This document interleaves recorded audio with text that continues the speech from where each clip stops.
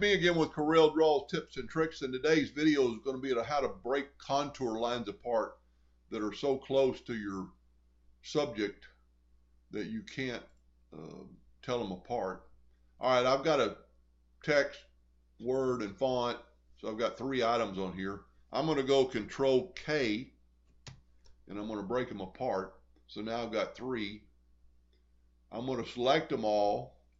I'm going to go left click, right click, and this is something you'd want to do if you were going to contour wood into these words into another wood. So I'm going to select the font, and I'm going to go to arrange. No, I'm going to go to effects, contour, and I'm going to contour 3/1000 of an inch, and I contour in black and my lines are red. And I'm going to go here, I'm going to do the same thing. All I'm doing is just pick and apply because of the fact that they're the same. So you can see how close the lines are. So you have to really click and you have to zoom in. If you have a lot of these, it would be kind of painstaking. So what you can do now is you select them all, go up to arrange, break 6 objects apart, which are the 3 and the 3 for the contour. We'll close the contour window.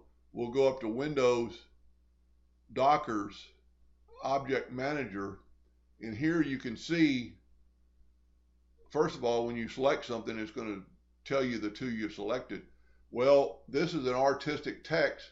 We don't want anymore. We only want the black. So instead of trying to get real close and erasing or deleting it, I can just do it in the manager. And now I have the contour of 3/1000 of an inch bigger, and the other hairline is gone.